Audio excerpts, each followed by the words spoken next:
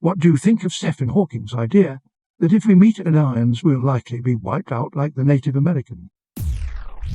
I always liked Neil Degrasse Tyson's idea that humans and gorillas have like a 1% difference in our day, and we get excited when a gorilla can finger paint.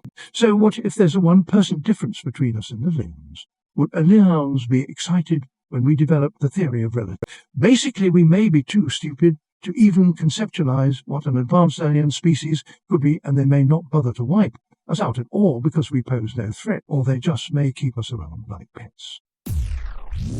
I don't think it would be more like aggressive invasion.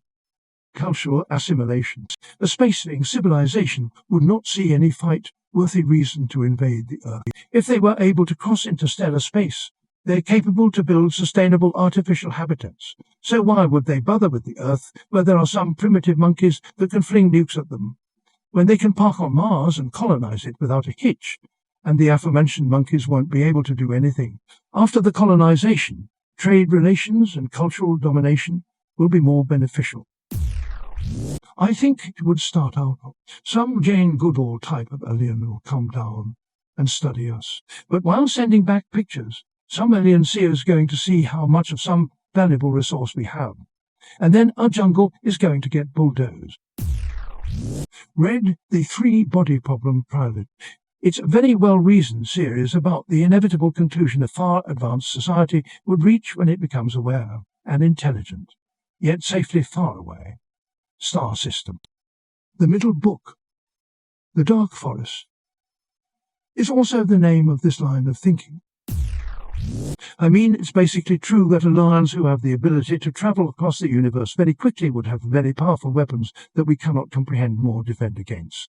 The aliens who dealt with imperializing the entire universe already would have no care for us, but rather use us, drain us of our resources, colonize the planet possibly, and replace us. The good thing is probably they will not bring diseases that specifically are made for our bodies, so they would have to individually seek us out to destroy us. Silver linings. If we meet aliens, they have a reason for coming to our planet in person. Think about how we explore space. We don't do it in person. We send robots and probes, machinery. More advanced life forms would do the same. It's a valid point. They don't have to be aggressive to pass a virus, disease, or bacteria that our bodies have never encountered and can't fight off. One major difference: the Native Americans encountered humans. We don't know what we'll encounter. We have exactly one example of a technological species to go off of, and we have no idea if we're typical or not. Could be absolutely anything, from total disinterest to utter aggression, to pure love to dispassionate scientific curiosity, or more likely, something we have no concept of whatsoever. For all we know, they'll have a huge technological advantage, but we'll be wholly unprepared for the lying, killing, self-deluded horror show we are. I mean, we already have whole movies about brave humans killing an alien mother and all her babies, and we haven't even met them yet. My guess, though, is that they won't wipe us out like the Native American.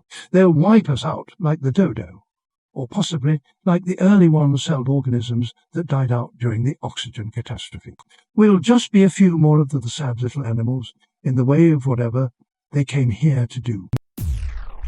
We might not have to worry about. They're made out of meat. They're made out of meat. There's no doubt about it. We picked several from different parts of the planet, took them aboard our recon vessels, probed them all the way through. They're completely meat. Impulse. What about the radio signal? The messages to the stars. They use the radio waves to talk, but the signals don't come from them. Come from machines. So, who made the machines? That is who we want to contact. They made the machines. That is what I'm trying to tell you. Meat. Ridiculous.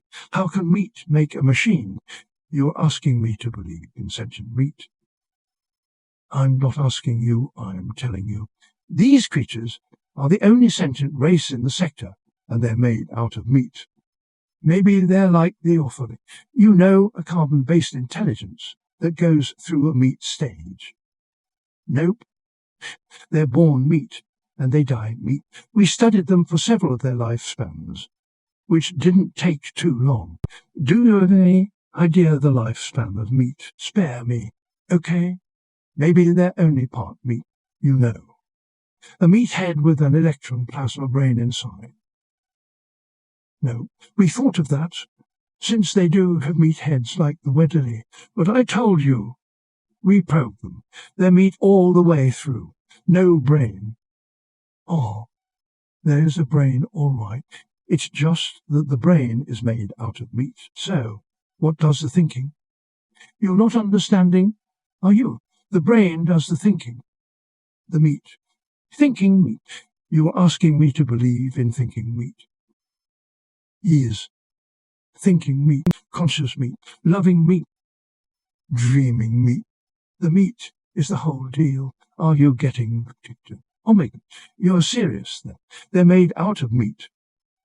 Finally, yes, they're indeed made out meat, and they've been trying to get in touch with us for almost 100 of their years. So, what does the meat have in mind? First, it wants to talk to us. Then, I imagine it wants to explore the universe, contact other sentients, swap ideas and information. The usual. We're supposed to talk to meat. That is the idea. That's the message they're sending out by radio. Hello, anyone out there? Anyone home? That sort of thing. They actually do talk. They use words, ideas, concepts. Oh, yes, except they do it with meat. I thought you just told me they used radio. They do. But what do you think is on the radio? Meat sounds.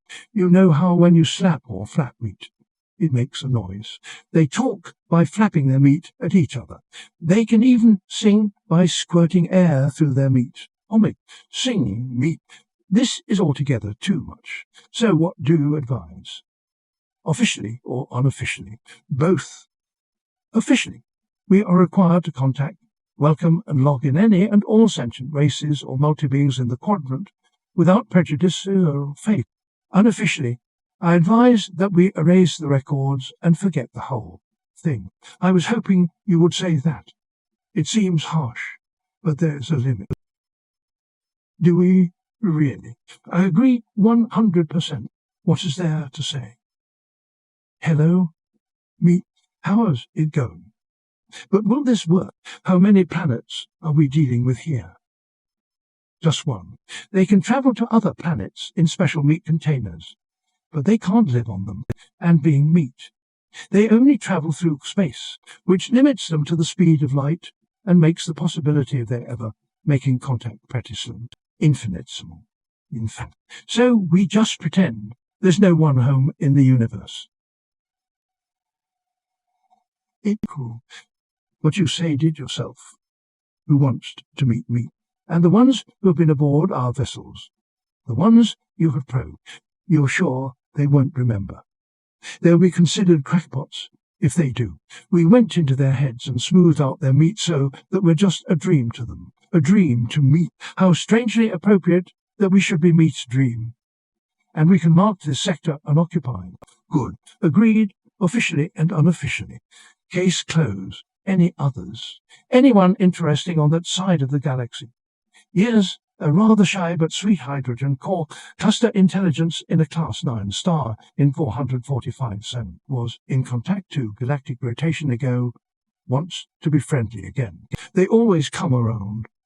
And why not? Imagine how unbearably, how unutterably cold the universe would be if one were all alone. Edit to give credit to the author Terry Bisson. I read this a couple of times per year to make me smile. Thanks for the reminder to credit Terry John Calabro.